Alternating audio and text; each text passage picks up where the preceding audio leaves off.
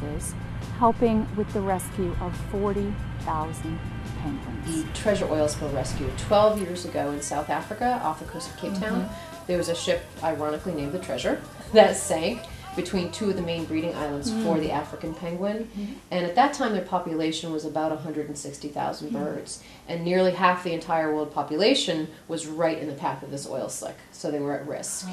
And so what ensued was the largest and most successful animal rescue that's ever taken place. And I had the great privilege of being one of the experts that went to Cape Town to help train and supervise 12,500 volunteers who came from around the world to help save these penguins. I grew up near the ocean, so always loved the ocean and always loved animals. And it actually, my route to penguins was a very circuitous one. It actually started with a love for dolphins. So when I was 5, we went to the Miami Seaquarium and saw the dolphin show. And I was mesmerized, and I said, you know, I need to work with dolphins someday. And it just seemed like sort of a fantasy job. You know, it happens in movies and on TV. And so it went on the back burner. And then when I was 32 years old, I still had this burning desire.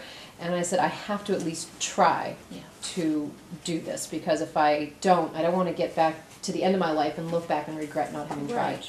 So I went back to college so that I could hopefully obtain an internship working with dolphins, which I did, and it was fabulous. But in the course of my schooling at college, I also had an internship at the New England Aquarium in Boston in the penguin department.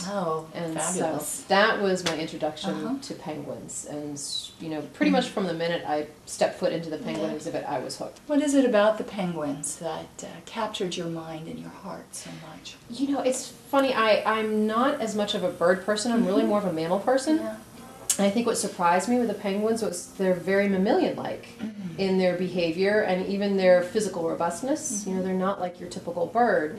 And I think what really captured my interest was how unique each individual bird was. They all had their own unique personality and temperament and relationship. You developed an individual relationship with each animal. And so I think it was that sort of relationship aspect.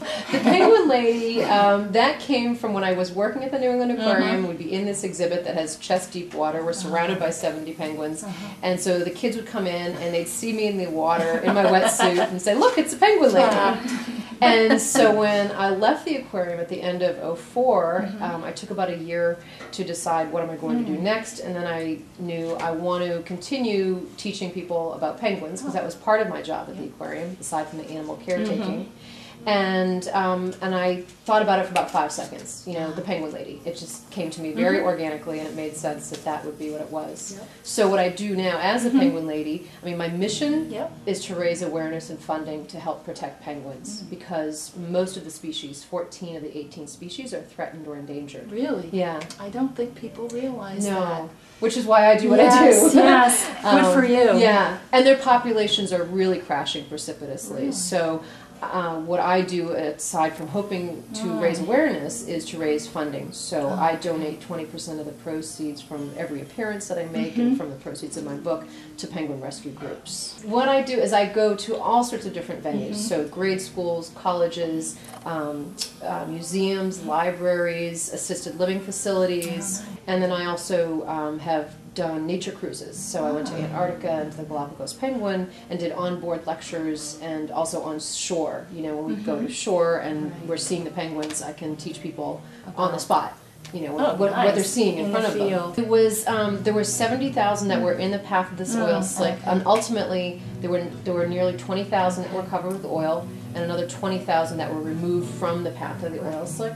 And so I was one of the people responsible for overseeing the rehabilitation of these 20,000 oiled penguins. And so I was part of the first team of penguin experts to fly to Cape Town from the States. There were 8 of us.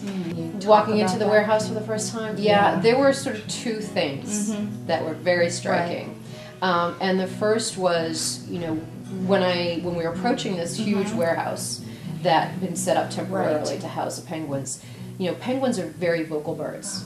They're extremely noisy. And, you know, they're always calling and braying and honking. So, of course, I expected to walk into this building filled with thousands of penguins to a cacophony of sound. But when we walked through those warehouse doors, it was eerily silent. And so it just was very disturbing because you knew these were very stressed, traumatized, sick birds. And I was there for the first 3 weeks of this 3 months rescue and never heard any penguins vocalizing. And the other thing that was very overwhelming and striking was the smell. I don't know if anybody's been to the New England Aquarium or another aquarium. You know that penguins are very odoriferous. Yeah, they're eating all this fish and their guano really stinks. And so there was a combination of the guano from thousands of penguins and the sardines that were being fed to them. The human sweat from all the... There was 1,000 people a day in the building. The food that was being prepared for the volunteers. The coal dust because it had been a train repair warehouse. And the oil on the penguins. Exactly. So this combination was literally... I had to breathe through my mouth for the first hour or two every day to keep from gagging. It was that bad. And I had to throw away clothes in my backpack. I couldn't possibly get on the plane with them because there would have been a riot. So, what does it take to de-oil an oiled penguin? Well, it takes 2 people at least an hour to clean 1 penguin. And so the process is essentially first you spray it with a degreaser. And this is something I learned in South Africa. I didn't know this before. A degreaser is essentially a lighter oil. And if you spray the bird with a light oil, like a canola oil, sunflower oil, maize oil, that will actually start to break down that thicker oil. So you spray it, let it marinate for a little while, like 15, 20 minutes, and then you dip it into a tub of hot soapy water. And then they go through bath to bath to bath until the water runs clear, right, indicating that the oil's gone. So one person is restraining the penguin because they have very sharp beaks and will bite the bejesus out of you if you don't hold them. And the other one, is agitating the soapy water through their feathers and actually using a toothbrush to get around the face. And then after this whole bathing process, which can take an hour, is done, then they're rinsed with high-pressure hoses to get all the residual soap out. Because if they have any remaining soap in their feathers, they can't waterproof their feathers and they can't be released. But during this rescue, where you had thousands and thousands of penguins to wash, you couldn't rinse for 20, 30 minutes like you normally would. So they do a quick 5-minute rinse and then let the penguins swim for a week to 2 weeks every day in tubs to kind of rinse the soap out of their own feathers before they can be released. Our other guests, this is a taxidermied penguin. This is a Magellanic penguin, and it's a juvenile. They're related to the African penguin. They're found in South America, around Argentina and Chile. And this one actually was caught in a fisherman's net. So that's how I came to have this one. And then this one over here is an African penguin skeleton. So this is the species we were dealing with. So you can see the size. They're not like a real big penguin. They actually have, and right down here at the base of the tail, sort of on the top, they have a gland called a uropygial gland or a preen gland, and this very, very light oil, almost like baby oil. Comes out of that gland, and what they do is they have very long, flexible necks. And you can see it's actually very long, which you don't appreciate when you see them like this. And they can reach around with their beak and get that oil on their beak and then rub it all across their feathers. And that helps to condition the feathers as well as waterproof them. But what really keeps them waterproof is not so much the oil, but that the feathers interlock. And they actually have these little microscopic barbels on them, like Velcro, almost. Oh, really? Yeah, and so they actually form a physical barrier so the water can't penetrate through down to their skin. So the disruption of washing not only removes that oil, but disrupts that interconnectedness of the feathers. Exactly. Exactly. So that's why I have to do all that preening afterwards. Give them time to get themselves back to being able to go back into the water. Exactly. Very interesting. Yeah. So they have more feathers than any other bird on the earth. So about 70 per square inch. There was another group of penguins that was rescued, taken out of the flow or out of the potential path of the oil. Can you tell us a little bit about that? Yeah, because that was really an innovative thing as well. What happened was there were these 19,000 oil penguins already at the warehouse. Right. Were maxed out. You know, there's no more room to put any more oil birds, not enough volunteers, not enough fish to feed them if we had more. And now the oil slick was moving north towards Dawson Island. It had first hit Robben Island, Right. and so essentially almost all of these oil penguins were from Robben. The oil was now moving north towards Dawson, and it was, you know, about to hit. And they thought, if it hits, what are we going to do with these birds? And so all the researchers in the area and the rescue directors got together and didn't know what to do. And finally, somebody said, well, what if we try and collect them, remove them from the island, and move them up the coast? And so they collected 20,000 penguins from the southern tip of the island where the oil was about to hit and shipped them 500 miles up the coast to Port Elizabeth and released them into the clean waters there. And, you know, sort of crossed their fingers and hoped they'd find their way back to their islands, and also hoped that by the time they returned, which they figured would be 2 to 3 weeks, the oil would be cleaned up from the environment. And luckily, on the day the first penguins arrived, it was the day that the island... You know, it's something that was so extraordinary and so moving. I think it was just... People love the animals, especially the people in South Africa. Yeah. Their wildlife and nature is really important and precious to them. And so it was extraordinary to see just this outpouring of compassion and love and dedication. And it was one of these things where whenever the media would interview one of us that were there in a professional capacity, and they'd say, tell us about the volunteers. And it didn't matter if it was a man or a woman, you'd say about one sentence and burst into tears. Yeah. Because it was so awe-inspiring. Right. And it was this sort of human response to the animal crisis that people kept saying restored their faith in mankind. Oh, And that really was the feeling that you had. It was just something extraordinary. great. Yeah. There was a 17-year-old student, a science student, by the name of Louis Koch. And about 2 years prior to the treasure oil spill, he had invented a degreaser. And he actually, it was for a science fair project. And it had a different application. It wasn't actually intended at first for de-oiling birds. It was to replace the used cooking oil that very, very poor South Africans would buy off the market to use to cook with. And they would use it over and over and over until it would turn black and be actually carcinogenic. So he wanted an inexpensive alternative, and so he had invented this product. But then he realized it might have this other application, that they might be able to use it to help clean oiled seabirds. So they've been using it at Sandcob, which is the local rescue center, and they're the people that oversaw this whole rescue, and found it worked great. And so we were using it during the treasure rescue, but partway through the rescue, we ran out. So, so... Who would anticipate needing it for 20,000 penguins? Exactly. Right. So the center director, Estelle Vandermeer for Sandcob, called Louis and said, please, can you make more? And so he and his father went to the lab at the university where the father worked, and they, you know, stayed up day and night making enough degreaser to save the rest of the penguins. So, you know, this teenager I know, that's amazing. It's did wonderful. something to save the lives of thousands of animals. So, Exactly. yeah. You're never too young to make a difference, you know. There was this gentleman, he's from the Xhosa tribe, and his name was Welcome, and I think he was about 32 years old, and just the sweetest, most gentle, this beatific smile, you know, just his face would light up. And the most amazing thing, though, was, you know, you'd have to catch these penguins and restrain them to feed them and draw blood and do all these things. And so there was one day we were catching penguins and you know, having to give them injections. And of course they're fighting and struggling and biting and scratching and flailing.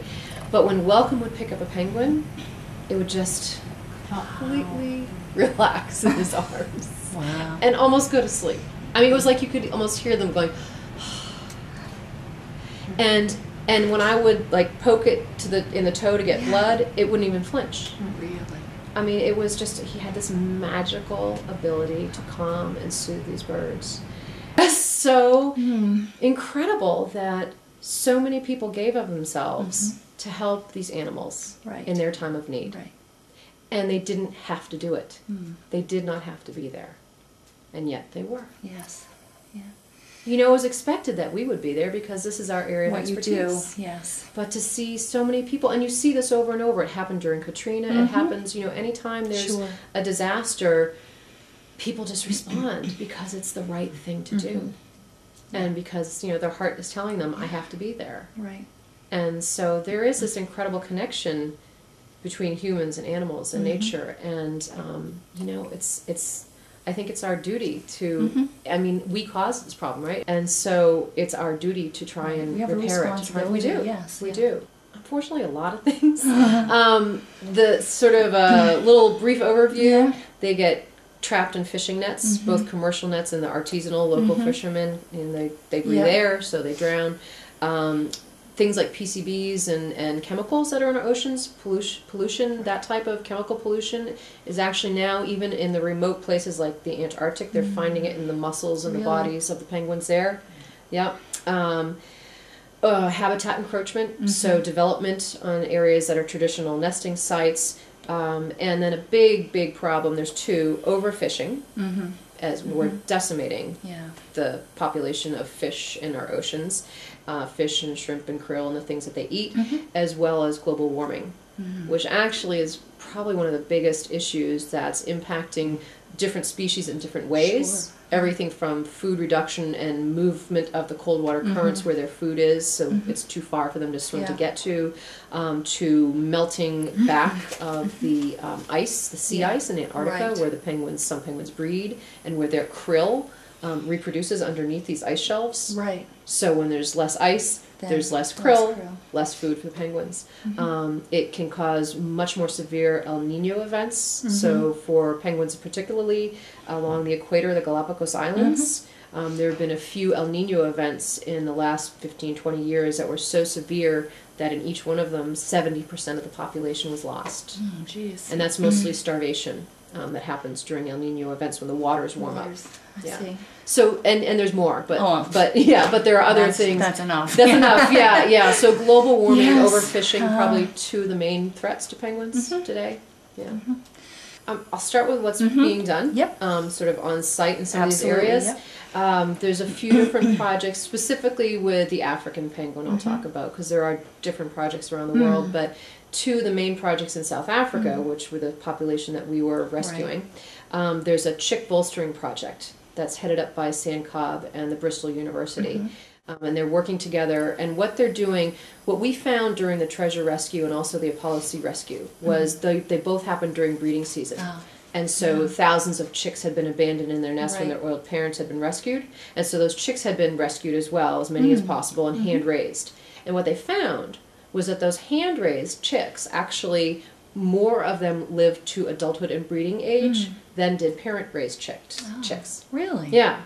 So, armed with that knowledge, San Cobb has this chick bolstering project. And so now every year they go out to the breeding islands and they rescue abandoned chicks. And now, because of things like global warming and there being less food, the penguins are starving. That seems to be what's hit the population the most. Yep. The population is half of what it was 10 years ago because of starving. And so these chicks are abandoned when the parents can't get enough food. So they rescue between 400 and 900 chicks each year. And they hand raise them, and they have an 80% success rate, which is phenomenal. That's great. So that's a project that people can actually donate to and support. That's one of the projects that I support. What can we do? Yes. I think it's important to remember that all life is connected. It's all connected. So every little thing that we do has a ripple effect. I think just bearing in mind kind of reducing our impact on the planet and everything that we do and the choices that we make, I think are important. Great. And if people want to do something specifically to help penguins, my website, thepenguinlady.com, I do have there's sort of like a yellow sticky note on the right-hand corner. It says, help save penguins. And if you click on that, it will bring you to an abbreviated list of penguin rescue groups that you can donate to. But also in the appendix of my book, in the second appendix, I have a very extensive list of all the different penguin rescue research and conservation groups all around the world that people can, investigate, read more about. It's just such an incredible story. And I think the fact that it's such an important conservation success story.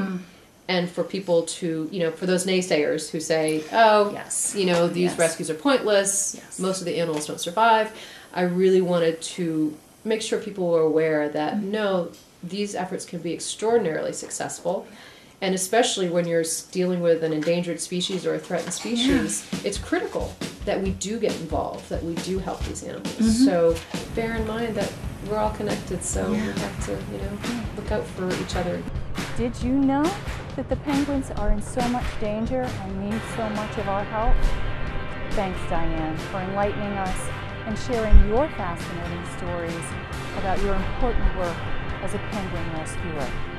For more information about the Penguin Lady, visit her website, www.thepenguinlady.com, and we'll share that information again with you at the close of the show.